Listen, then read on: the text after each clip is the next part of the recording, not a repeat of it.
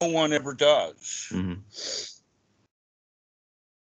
Mostly because the whole teaching is counterintuitive.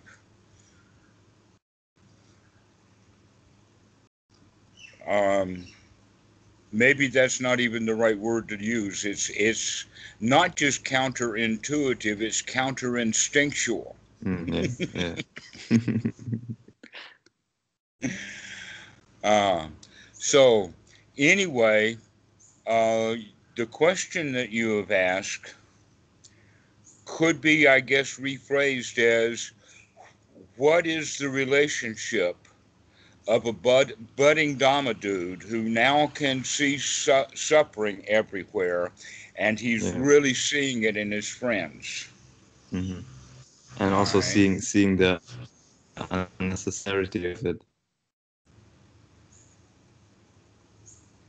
Well, in a way, all of the most important information we've already covered in the sense of, um, let's start it with it at the position of what the Pali word is Silabhata Paramasa. Silabhata Paramasa comes out of the nesting instinct, and it has to do with our relationships with others in the sense of the rules of the house, the rules of society, the rules of the way that this whole society operates. And as you can see, some things about society are flat out wrong and cause Mm-hmm. enormous suffering. Mm-hmm. Other aspects of the rules and the society's rules are right and correct, but they are not correct enough in order to eliminate suffering. That Mm-hmm. even though we have a system that works well, it still ripens in clinging, it ripens in suffering, Mm-hmm. and part of it is ripening in rule keeping. Mm-hmm. Now, there have been several times in history that have shown that people who do not know the Dhamma have a, sometimes a very strange reaction to it. The Mm-hmm. two, the two places that I know of would be Angkor Wat. I think I've already mentioned to you what happened Yeah. there. The other Yeah. one is what happened with the Mughals when the Brahmins came in and played the game with them that wound up killing off. The estimate that I have is between 80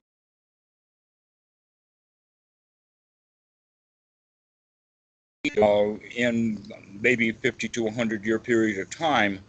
But what happens when genocide is happening, and the genocide is, let us say, skin color racially oriented, then there's nothing people can do except for flee. But as far as Buddhism goes, that's actually quite easy to hide. The monks, all they need to do is take off their robe, but many of them wouldn't do that. In fact, that was a time when a lot of uh, travel happened. There was a big influx of monks into Thailand at that time, and that was also the time when Zen was introduced into Japan. Mm-hmm. But the point that I'm wanting to make about it is that Buddhism, as a way of life, is not only counterintuitive, but it brings up great anger and great wrath in people who have other belief systems, like Islam. Yeah. But I don't think that Islam would have destroyed Buddhism in India on its own without the direct support of the Brahmins. The Brahmins were very tricky like that because they were really the enemies of the Buddhists, not the Muslims. Mm-hmm. But it was very easy for the Brahmins to trick the Muslims into hating the Buddhists. All right. For that and other reasons, the actual deeper teaching of the Buddha has gone underground and been hidden inside the Sangha, and that the outward teaching has become the Buddhist religion. Mm-hmm. Well, the Buddhist religion is not being very well accepted in the West, especially by those who are clinging to one religion or another. Um, but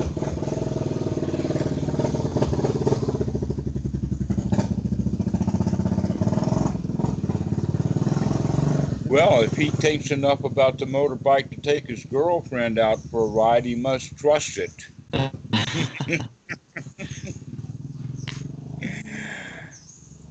So, um, back to the point is that there is a divide that we need to keep track of, because the people that you're talking about, by and large, the people of Germany, are not well steeped in the Dhamma. They don't know the Dhamma, but what they do know is what you can present to them as the changes that you're making in your own mind. Never mind how those changes came about. Mm-hmm. That's the more important thing, is to begin to live the Dhamma without advertising the Dhamma. Mm. Um, so now that we're looking at it from that perspective, it's actually possible for some of your friends to become interested simply because they're seeing the results without even seeing what the medicine was. And so that's the way to introduce it. Do not introduce the Dhamma to anyone unless they ask.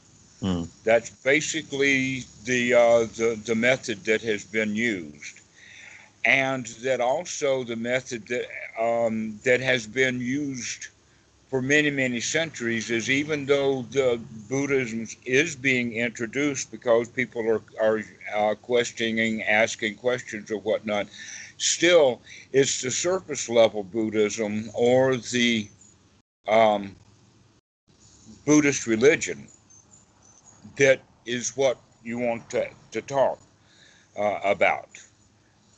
In fact, that's also been true inside the Sangha, that is only after a monk starts to ask the right questions does he ever get introduced to the real teachings of the Buddha.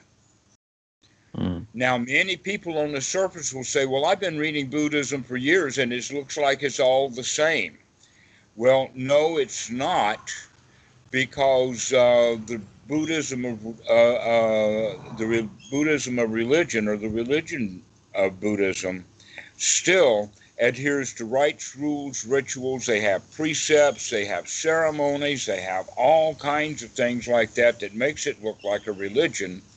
And it also has a belief system that was actually borrowed, if not stolen, or perhaps implanted directly from Brahmanism, Mm. including the concept of reincarnation. And I think I mentioned to you at one time how rebirth is a step down from reincarnation, because with rebirth there is no consciousness, but in reincarnation the idea is that not only is a being reborn, but the being knows he's the same being Yeah. because he has the consciousness. Mm. To where the concept of rebirth is that even though there is consciousness is dependently arising, and therefore when the body dies, the consciousness of that body dies. There's no eyes in the air up in the sky, therefore if there's no eyes, then there's no looking. Now that was true 100 years ago. Now we've got satellites with very, very sophisticated cameras. And so there are eyes in the sky, but they're not the kind of eye in the sky that people associate with a religion. But what we're looking at instead is that for the Dhamma practitioner who's actually doing the Dhamma of the Buddha, the eye is not in the sky, the eye is now here. And it is our job to keep that eye open and watching and to see what's going on. This is the Dhamma eye that is very, very famous. In fact, there's a number of drawings. One of them at Wat Soan Mok is the drawing that's in an Egyptian motif, to where a guy is sitting on a big chair with a basket of eyeballs, and he's Mm. handing an eyeball to one guy. Behind him is another guy that's fitting his own into shape, which is showing the training that's necessary. And then another guy is in behind. He's got his eye on. He's got it straight, and he's wying. And then in the top of the picture, there are a dozen stick figures that are headless that are running away. And what this shows is that the Dhamma is for the few, not for the many. Mm. That it'll always be just a few wise people. Now, this whole idea of the wisdom is for the few, not the many, can also be asked in the question, because when I was a monk in the United States, I would get all kinds of crazy questions. And one of them was, well, what happens if everybody becomes a monk? With the idea that if everybody's celibate, the human race is going to die out. But you can see that the person who would ask such a question as that is not about to become a monk. And so the whole society of the world is on the shoulders of that person who asked that question. And that's the way I answered it. That, yeah, the whole world can become a monk, but for sure you're not going to be one. So now the population of the world is dependent upon you and you alone. Go have fun. But going back to it, recognizing that your friends are in fact not ready for the Dhamma, it's not a good idea to try to give it to them. Do not wrestle someone to the ground to try to feed them the medicine that has cured you. Mm. All right, that's not the way that we're going to do it. Instead, It's a we're good going metaphor. to. It's been done many times, especially with kids. Kid doesn't want to take that medicine, and mom says, "Oh, you're going to take this." So, what we have to do is work with the concept of how do we share the Dhamma without putting labels on it. Mm. Because there's a lot of wisdom in the Dhamma that can be said is just a point of wisdom. Yeah. And one of those would be the kind of thing that's already publicly stated. An example of that, well, don't worry, be happy. Mm. And you could actually say, oh, well, that's my new philosophy. Don't worry, be happy. Anytime I catch myself worrying, I come out of it and be happy. Mm. And they'll think, all right. And so that's acceptable.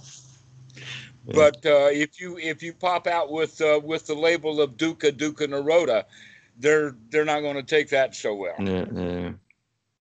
All right. So there's ways that you can talk about it, but the most important thing is to recognize from the concept of sympathetic vibration, or mudita, sympathetic joy, that almost in all cases, anyone who is suffering as a victim, that the victim's position is the suffering position, and that what victims automatically want to do as part of the nature of being a victim is to share the suffering.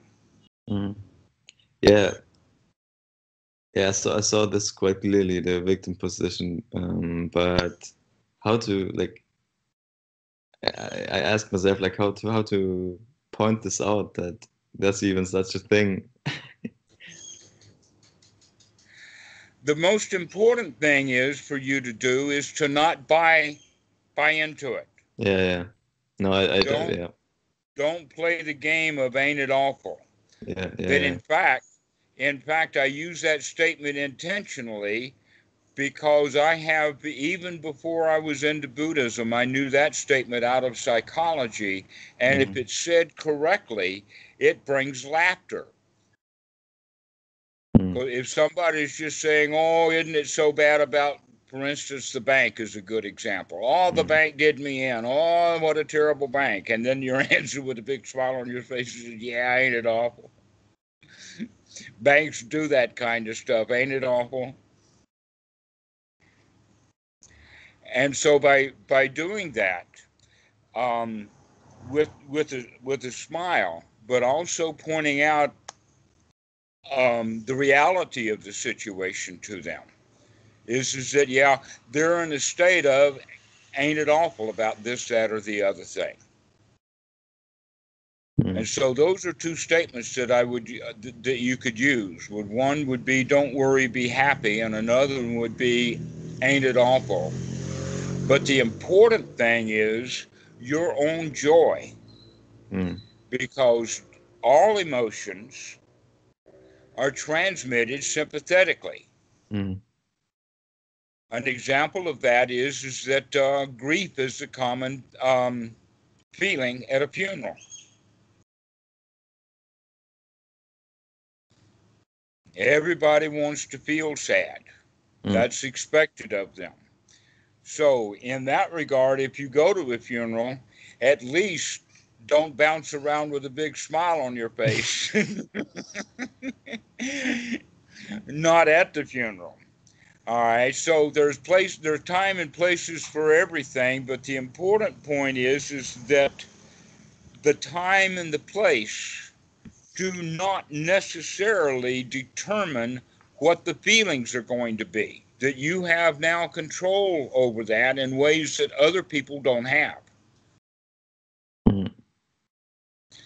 And so in this regard, we're going to work within the Brahma Viharas from that perspective of, where is your joy? Where is your compassion? How can you spread that joy? So that you can have compassion over those who suffer. And in some small ways, commiserate with them.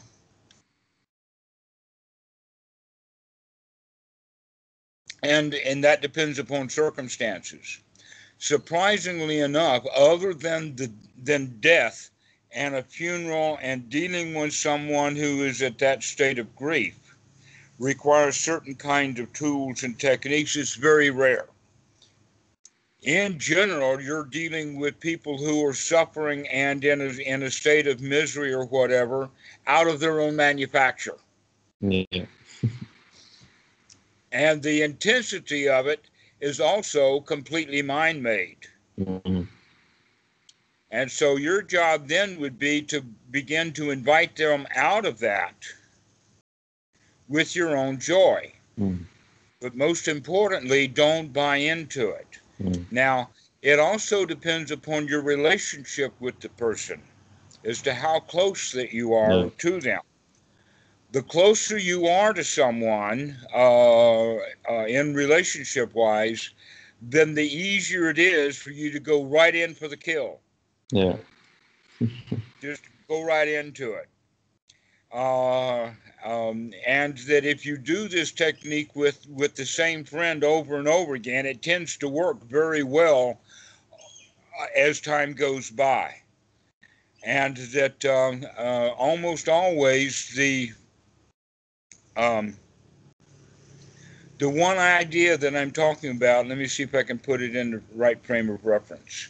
The one gesture that people have that most denotes joy and a change of mind from a change of suffering into a change from dukkha into sukha is the smile.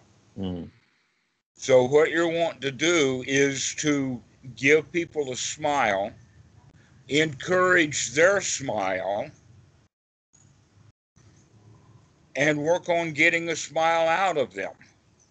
Yeah. Because something will happen. People will cling to their bad feelings, but somehow or another, by teasing them or whatever and getting them into smiling, they will actually change their attitude. It does almost take a change of attitude just to get a smile out of somebody. Now, I know there's fake smiles like photography, but in this kind of situation, it's almost impossible for someone to smile and still maintain their bad mood, their bad attitude, their unhappy state. And so working with that concept of sympathetic vibrations, that when people bring suffering to you, they are inviting you to feel the same way that you do or that they do. Yeah. Your job is to not buy that. Mm-hmm. Your job is to have mindfulness and a joy, Yeah. so that now you can feed back to them a sympathetic vibration that's different than the vibration that they're in. Hopefully they'll change their note. Mm-hmm. Not everyone's a Johnny One Note. We sing various notes, and if somebody is singing the note of anger, you can probably figure out a way. One of the ways to do that, for instance, is to begin to make a joke out of whatever it is that they're angry at. Mm-hmm. And that's where that concept of ain't it awful comes in. Oh, ain't it awful? Oh, that bank is so bad. Let's go down there and rob that bank right now just to prove a point. You know, that kind of ridiculous. People say, what? And so once you add an inch of absurdity to it to kind of wake them up, then you can say, but I don't think you're really that angry at the bank, are you? In fact, it looks like that when I mention robbing them, that you're actually smiling. Okay, and so off you go. Now you're in. That's the Mm-hmm. way to handle it. Is with the agreeing with them with ain't it awful, escalate their position, show them then the absurdity of their position in a happy way. Mm-hmm. That's the way to manage it. But the important point is the concept of sympathetic Yeah. vibration. And underlying that, the most important point is don't buy into their suffering. Because that's the point. If you don't Mm. buy into their suffering, then you've got a chance of helping them out of their suffering without ever talking about Buddha or anything like Yeah. that. Yeah. Yeah. So that's the way to do that. And that I use that technique here at the house. There was one time when two people were arguing in the house, and I went into the room. I consciously went into the room and then pretended to fall down. And immediately I get their attention. And so they come over, what? And I said, oh, I am so in pain. Oh, Jep, Jai, oh. And they said, why, what? And I said, because you two are arguing.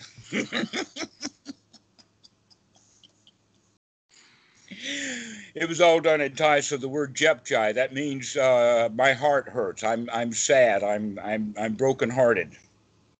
Mm. And so that's another way if that you can handle that. But you're probably not going to be able to pull that off with strangers or semi-strangers. That's got to be in a family situation or close friends when you can do something absurd like that. Mm. But that's the way to do it, is to make an interruption, Mm. Okay. make a change, do it with joy, bringing them out of their argument, letting people see the absurdity of their bad feelings. Yeah. Yeah. That makes total sense to me. Yeah, and I also see that. Yeah, I also see that you do this, right? You do this over the Skype talks, and it just works. Yeah.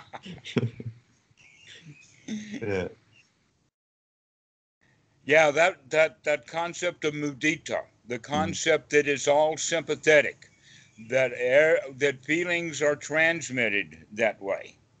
That in fact, most communication is Mm. done at an emotional feeling level anyway. Yeah. That Yeah. the language is only used to kind of fill in the details. And in that regard, you can see that even dogs have their own language. Yeah.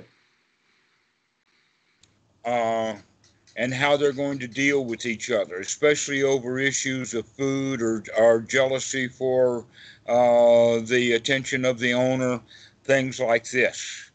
So you can see that in the animal kingdom, but the humans tend, I don't know why this is, but it seems like that the intelligence of the humans should be used in order to keep us out of suffering. But in fact, we suffer a whole lot more Yeah. than your average pet in the Yeah. house. Yeah. Yeah. We like we think of all the pain we ever had just to like just to have the suffering right now, right? And the pet is just like kind of suffering if something's wrong right now. Uh-huh. I think part of that has to do with the fact that a lot of what the humans are capable of doing that other animals are not have to do with our pattern matching Mm. capabilities. And in order to match patterns, we have to have a pattern system stored as memory. Mm. And so that's the problem. It's the stored memory that we have, especially stored emotional memory, Mm. that keeps us in such bad pain all the time, is because we remember things that happened in the past. Because right now, in this present moment, very little suffering is being created. Mm. But if we look at it that no, from time to time, there is a here now that does cause pain, and that's stored, Yeah. and that happens on a regular basis, say once a week, Yeah. then that means 50 times the number of years you've been around, you've stored up that kind of pain. Yeah. So a 20-year-old, that's 1,000. Mm. 1,000 events of painful events, a trauma or two. And all children have traumas. Yeah. For a 2-year-old, falling down is a trauma. And so when we're very young, we actually create traumas on a more frequent basis than once a week. But you can see that because we've done that over and over and over and over and over again, we're building up habits of the mind of feelings in a certain way.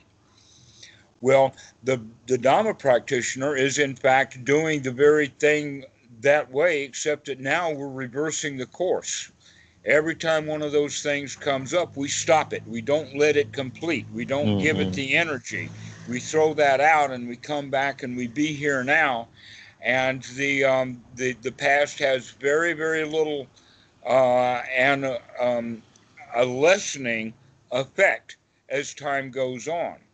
And when you get fairly sharp, anytime that you recollect something that happened a long time ago, you can just throw that out. I've Mm. got a number of things that I call the elephant in the room. Uh, one of them is um, my grandmother for many years ran a rest home, Mm. and then for 12 years, partly while I was a monk, I also was the manager and the administrator of this rest home, and it was eventually closed because of things. Now, I'm only going to tell you that much because, in fact, that whole rest home and everything about it that happened throughout my entire lifetime is now an elephant in the room. In other words, any time that I think about even that town, I'll throw that thought out. It's Mm. not there.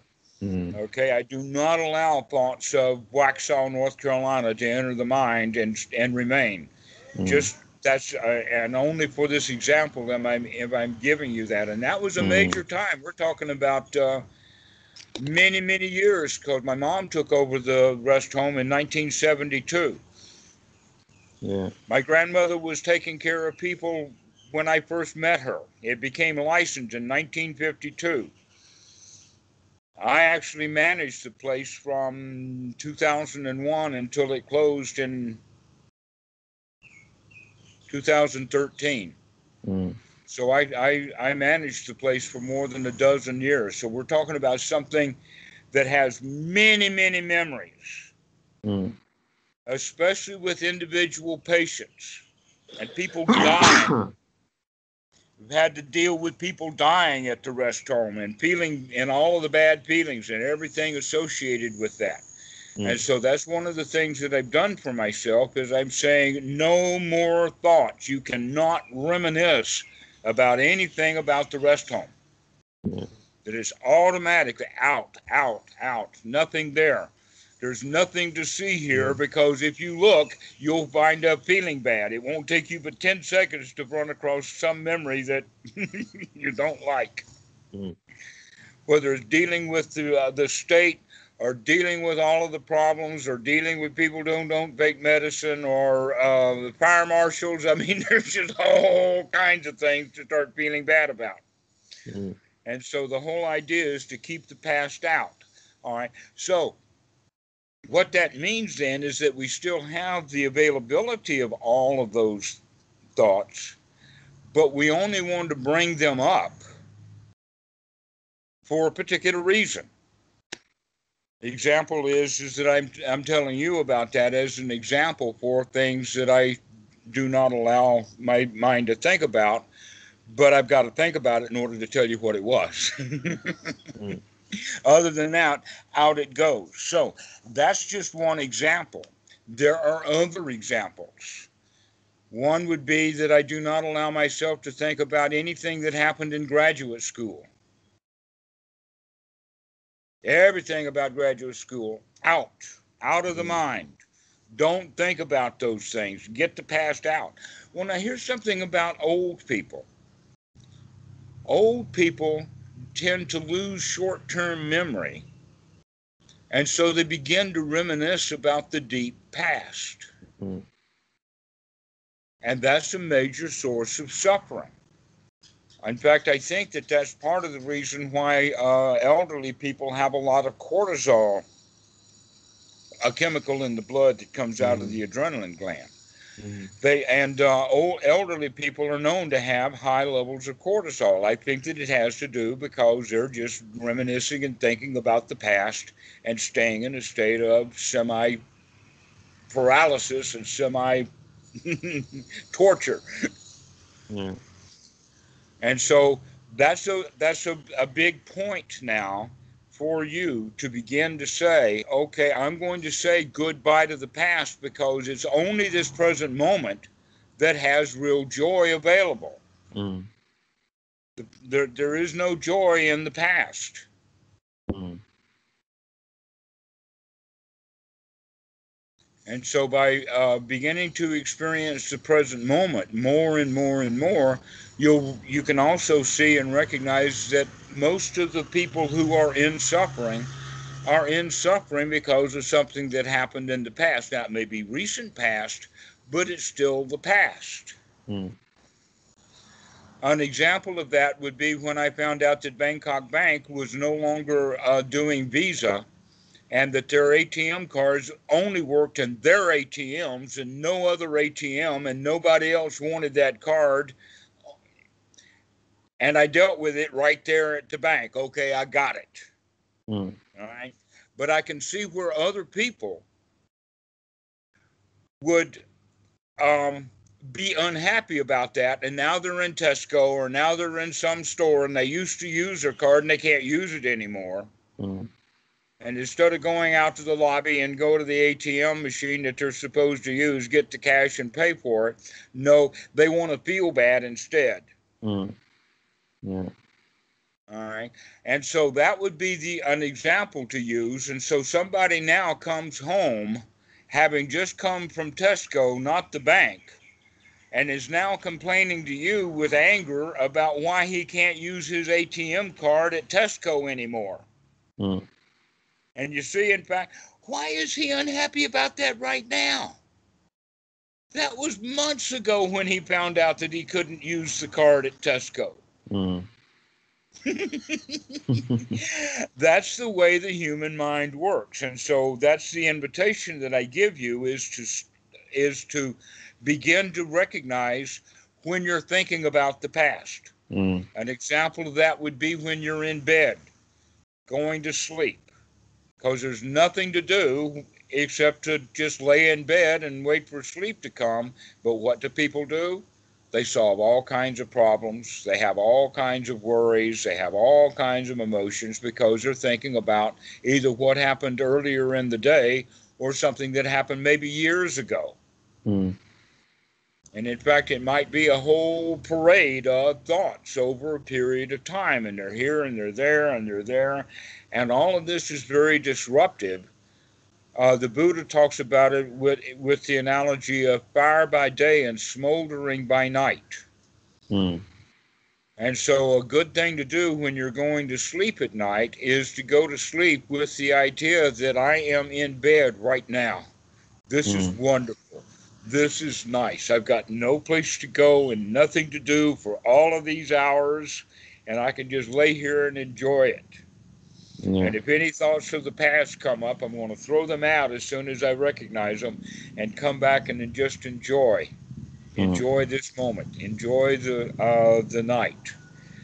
So this Mm. is the way of beginning to look at it. And also the reason I'm going in such detail about this is to show you that the people that you're dealing with do not have this skill that we're discussing now. Yeah. And so they're often caught in the past. Most likely, when people are angry and are expressing their anger with you, it's something that's already over. Mm. Yeah. And so you can approach it from that way. Oh, well, that happened so long ago. It may have been 10 minutes ago. Well, that happened so long ago. Why are you still upset about it? So that's another approach that you could take. That would be an approach that you could have for someone who is not necessarily so close to Mm. you. That's the kind of person that you wouldn't fall down and fail and faint a collapse Mm. because you heard them out arguing with someone. So that's you giving you these examples will give you the idea that it's really okay to be creative in the moment, Mm. to figure out what to do to change the energy. And right now, the only example that I'm giving you of a place where you don't want to change the energy is at a funeral. Mm. Now, at a wake, and I'm not sure that you know what a wake is. Do you know what Mm. a wake is? A wake is, it comes out of the Irish tradition, but it is a party that happens either the night before or the night of the burial, and Mm. all of the Okay. people get together and play music and get drunk and reminisce about the good days when this guy was alive. All right. If someone gets modeling at that point, then the thing to do would be to remind them of something really good about the guy rather than reminiscing about a tragedy or whatever. So at a wake, Mm. even there, you can make a change. But at a funeral, you don't want to make any changes. Just Mm. let the funeral be as it and observe it as best you can. But in all other cases, especially arguments where people want to argue with you, or you're in the midst of a family squabble or anything like that, the thing to do is to take the conversation off of the topic that it's on Mm. and change the topic. And the best way to change the topic is instead of talking about why everybody's unhappy and upset about what happened in the past, bring them to this present moment and bring them to joy. Mm. Get them to pay attention to what's happening right now.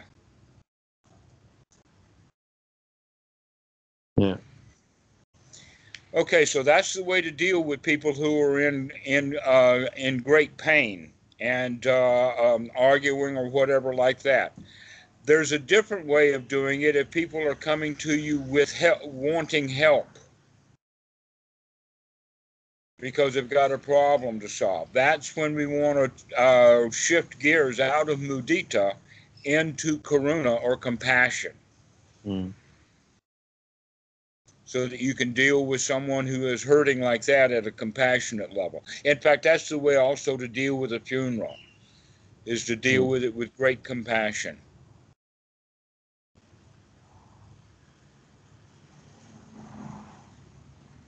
Yeah. And the normal platitudes will be fine there. I don't know of anything else to do other than offer the normal platitudes of if there's anything that I can do to help, or whatever, bringing a gift of food, all of the kinds of things that are done with funerals. You already know about all of that. So that's the way to go with the funeral. But the important point is compassion. Yeah. But not enough compassion so that you become grief-stricken yourself. Yeah. Yeah.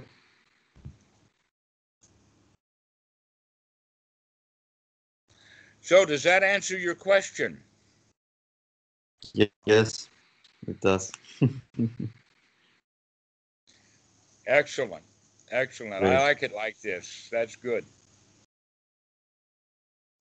That's in fact possibly the better way for us to go now, because you've been a student long enough that we've basically gone through the Dhamma. There's not much left of actual Dhamma that I need to teach you that fills in a big hole. That you've already had all the holes filled in, and I guess now we want to smooth things out a bit. And so dealing with your friends, dealing with situations, etc., like that, dealing with issues of practice, that's possibly the best way to go, rather than a full-on Dhamma talk. Yeah. But when I mention things like karuna and mudita, you already know what I'm talking about, because you've heard those words before. Yeah. Okay, so that's the way to do it. Work through the Brahma Viharas, which is metta, karuna, mudita. That's how you're going to deal with other people. Inviting them to come out of their past and come into the present moment. Yeah. Tease them. Show them the absurdity of what they're saying. Invite them into joy. That's how you deal with others when they're in that in a state where you see that you need to make an intervention. Yeah. Yeah, right. I'm gonna do it. It makes perfect sense to me. In a way, you already knew this. Yeah. In a way, we've already talked about it, but now we're just taking it from a slightly different perspective. Excellent. Excellent. All right. Do you have any other questions? No, I think that's it for now. I think I will call again in the next couple of days probably, but yeah, for now. Yeah, sorry I missed you the other day. I think 2 days ago it was getting late. Yeah, and that's people fine. were here. Sorry I didn't catch you then. Yeah. No problem. But I'm glad to see you now. Yeah. All right, yeah, and also Ferdinand, excellent. Pardon? Yeah.